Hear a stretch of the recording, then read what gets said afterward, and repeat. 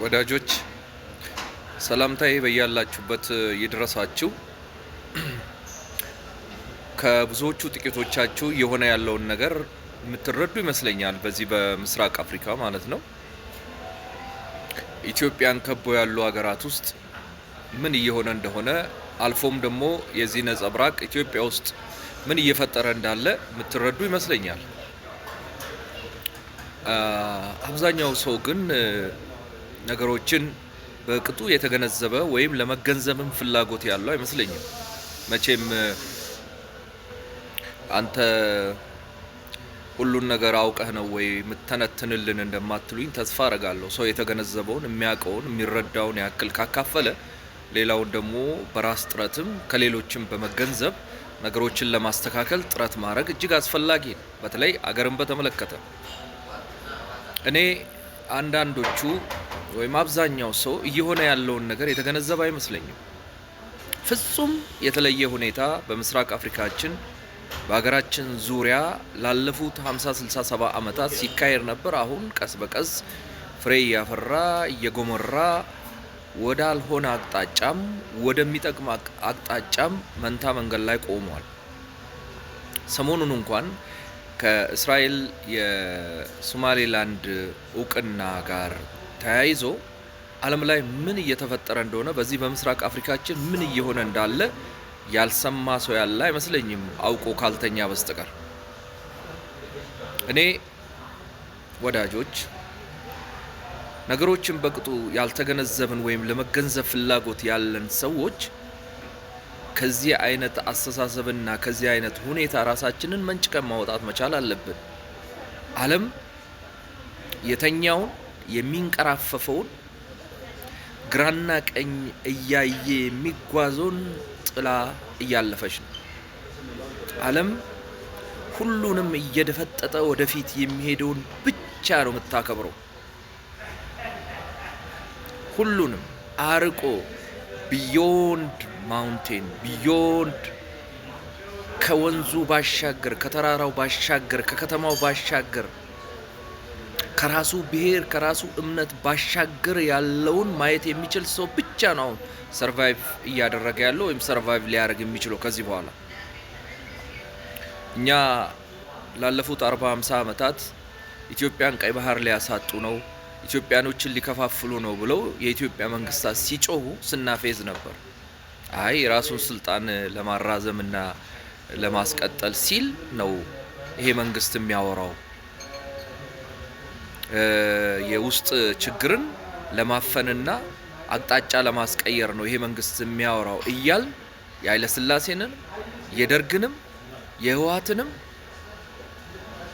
ስናጣጥል ቆይተናል። አሁንም የብልጽግና መንግስትን እንዲሁ እያልን ነው። ነገሩ ግን እንደዛ አይደለም። ሁሉም በዚህ በቀይ ባህር አካባቢ የራሱን ጎጆ ለመቀለስ የሚረባረብበት ጊዜ ላይ ነው። ጉሮሯችን ላይ ቆሞ የኛን ኦክሲጅን ነጥቆ ለራሱ ለመተንፈስ የማይሯሯጥ የለም። በአቅሟ ትንሿ ጅቡቲ ጉሮሯችን ላይ ቆማ በፈለገች ጊዜ ኦክሲጅን እየሰጠችን እየነሳችን እድሜ ልኳን ሰርቫይቭ አርጋ ለመኖር ማታደርገው ጥረት የለም። ግልጽ ነው። ጠይቁ ሹፌሮቻችንን ጠይቁ። ሰሞኑን ምን እየተሰራ እንደሆነ ከግብጽና ከሶማሊያ ከተለያየ ከኤርትራ ጋር ሆና ጅቡቲ ምን እያደረገች ናት? ጅቡቲ በኢትዮጵያ ውሃ፣ በኢትዮጵያ ዶላር፣ በኢትዮጵያ አየር መንገድ፣ በኢትዮጵያ ኤቭሪቲንግ የምትጠቀም ሀገር ሆና ነገር ግን ኢትዮጵያን አንገቷ ላይ ቆማ ትንፋሽ እንዲያጥራት እንደ ኤርትራ ሁሉ እንደ ግብጽ ሁሉ እንደ ሱዳን ሁሉ እንደ ሳውዲ አረቢያ ሁሉ እየሰራችብን ያለችው። ይሄን ለመበቀል ከዚህ ውስጥ ለመውጣት የማይጣጣር ከዚህ ውስጥ እንዴት እንውጣ ብሎ የማያስብ ኢትዮጵያዊ ካለ ይሄ በሽተኛ ነው፣ ወይም ኢትዮጵያዊ አይደለም፣ ወይም የአእምሮ ችግር አለበት። በነገራችን ላይ እኛ በመንደር ወሬ ተጠምደን የነከሌ ሰፈር ሰው እዛ ጋር እንዲበላ እንዲጠጣ፣ የከሊት ሚስት ከከሌ ጋር ታየች፣ የከሌ ባል ከከሌ ጋር ታየ በሚል የቲክቶክ ወሬ እና የዩቲዩብ ወሬ ተጠምደን እንዴት አድርገን ስለ አገራችን አጠቃላይ ሁኔታ፣ እንዴት አድርገን ስለ ምስራቅ አፍሪካ፣ እንዴት አድርገን ስለ አፍሪካ፣ እንዴት አድርገን ስለ ዓለም እናውራ? ሰግጥ የሚል መሰገጥን፣ ብልግናን፣ ስድነትን ፕሮሞት የሚያደርግ ትውልድ በፈራበት አገር ውስጥ እንዴት አድርጎ የተማረ የሚያስተውል ሰው ቀና ብሎ ስለ ሀገሩ መጻዊ ሁኔታ፣ ስለ ህዝቡ መጻዊ ሁኔታ ይናገር፣ ይተንትን፣ ያስረዳ፣ ጥንቃቄ ይስጥ፣ መረጃ ይስጥ? ከባድ እኮ ነው ወዳጆች።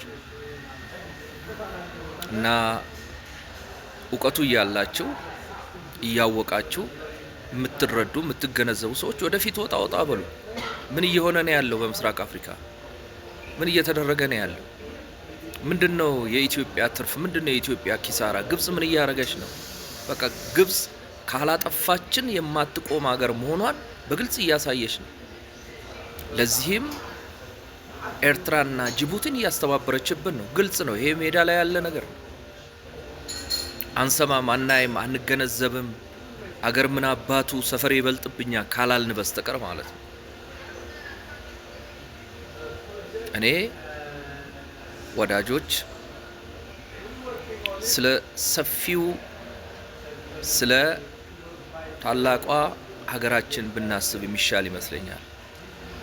ኤጀንት ሆነን አገር ውስጥ መንግስትን እዛም እዚህም ህዝቡን እዛም እዚህም እየወጋን ከውጪም ሌሎች መግቢያ መውጫ ሊያሳጡን በየቀኑ እየዶለቱ መቀጠል ሰርቫይቭ ማድረግ አንችልም በዚህ ዓለም ላይ። በስደት እንኳን አሜሪካ፣ አውሮፓ ብንሄድ አንድ ቀን የደበርናቸው ዕለት አንገታችንን እያነቁን እንደሚመልሱን የሰሞኑ የሚኒሶታው የሶማሊያ ተወላጆች ሁኔታ በግልጽ ያስረዳል። በቃ ከደበራቸው ከየትኛውም ሀገር ያባረሯቸዋል። የፈለገ ፓስፖርትና ቪዛ ይኑራችሁ፣ የፈለገ ሲቲዝን ይኑራችሁ እና ዞሮ ዞሮ ከሀገር የሚበልጥ የለምና አሁን በምስራቅ አፍሪካ እየሆነ ያለው በተለይ ደግሞ በግብጽ አስተባባሪነት፣ በሻቢያ እና በጅቡቲ መሪነት፣ በሌሎችም የጎረቤት አገራት መሪነት የሚካሄደውን ነገር ለአንዴና ለመጨረሻ ጊዜ መቀልበስ አለበት። መንግስትም በዚህ ላይ ህዝቡን ማስተባበር መቻል አለበት። ይሄ ሩመር አይደለም። ክሊር ክሪስታል ክሊር የሆነ የመጣ ነገር አለ። አሁን እስራኤል ለሶማሌላንድ እውቅና በመስጠቷ እያበዱ ነው። ቱርክን